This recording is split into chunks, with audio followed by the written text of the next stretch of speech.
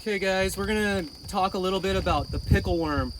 The pickle worm, and do a small pest management video for you guys. So for those of you who are not familiar with the pickle worm, it's related to the melon worm, the corn earworm. We're looking at Heliothis. I'm not an expert on this, but I do know this, that the pickle worm was not a problem about 5 years ago. It's a recent problem and it's really a big problem in the tropics. So if you're watching this video and you're in a southern latitude, longitude location, the tropics close to the equator, you probably know what the pickle worm is.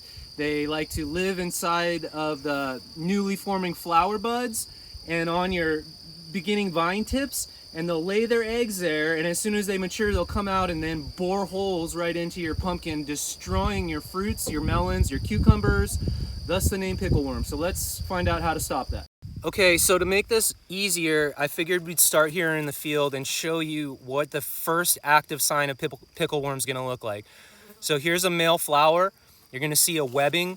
It looks like a spider came in there, some poop, and you'll actually see there's an active baby pickle worm in that male. So we'll go ahead and pick that. Okay, so you can actively see all the poop and the webbing.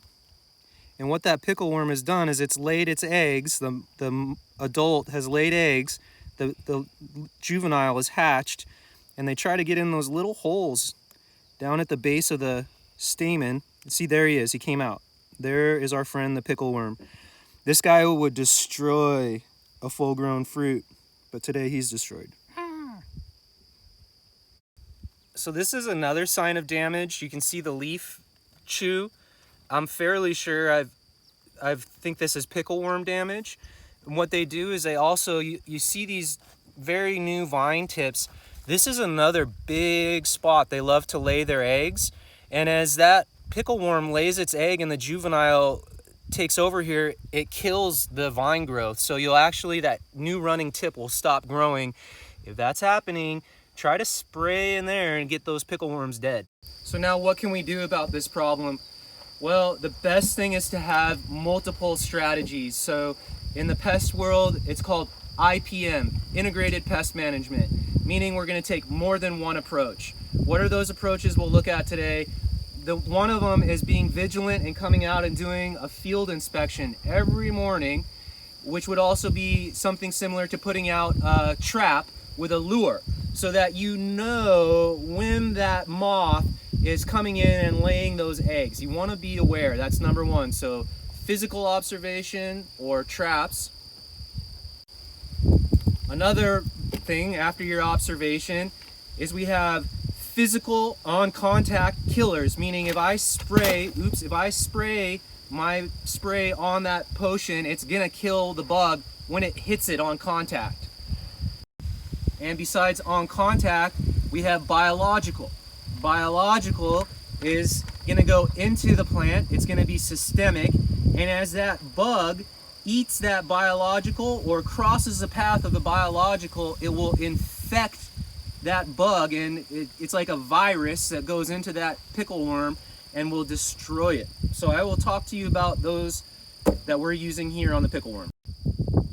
Okay, this is the biological. We're looking at biological. This is two different varieties of bacillus. This is the bacillus, I'm gonna slaughter it, Kersakii, and then this is a bacillus, where is it? Activin azawai.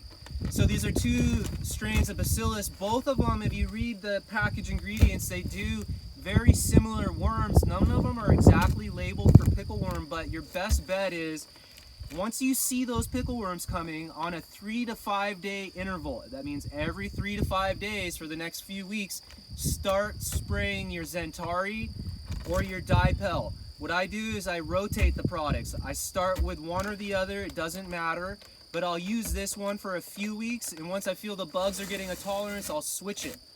And this is gonna last on the plant. It's systemic, it's a biological bacillus thing that goes in there when the plants cross it or eat it.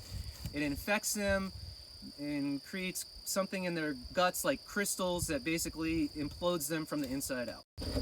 On contact killing.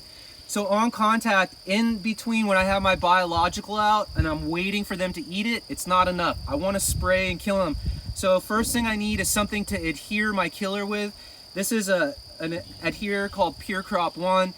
This thing is like soap. It's an agricultural soap. It's extremely expensive, but it's super gentle and it really helps on getting the material that I want to stick to the leaf and stick to the bug. Here we've got Debug Turbo. So this is a neem product and we're looking at azadirachtin. Another big one is pyganic and we're looking at the chrysanthemum. Whatever you have that you know is going to kill on contact, mixed in a ratio, so soap, killer, and then water, and I mix that in my backpack sprayer. That's an on-contact killer. And another one we're going to talk about, I already mentioned it, but of course it's going to be part of that physical, which is putting in traps, bait stations, lures. So we're going to be looking at using an actual physical bait station within a pheromone. And we'll put that pheromone, and that's going to attract that pickle worm. They're going to come in, fall down in some sort of a little tunnel and drowned in or can't get out of the trap below. So trapping is extremely effective. I haven't figured that out. If there's anybody working with pickle worms and has an effective trapping system, maybe you could leave a link in the below comment section on what kind of traps and what pheromone. One last one to think about is your design, totally in your design. So as far as this gets bigger and bigger, we might put a trap crop further away so that the pickle worms go and eat other species of pumpkins, cucurbits. So we know crookneck squash and certain cucurbits the pickle worm goes after that's more desirable than the cucurbit maxima or the peepo. So planting other cucurbit species and creating a push-pull kind of system.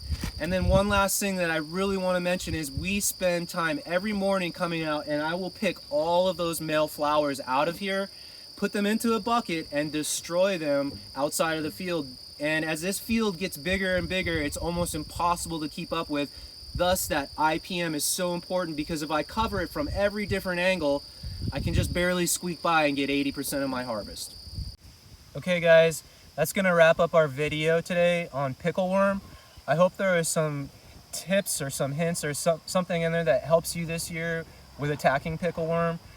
So if you like this video and you want to see more of it, you can check us out on Hawaii Green Earth on YouTube and on our social media.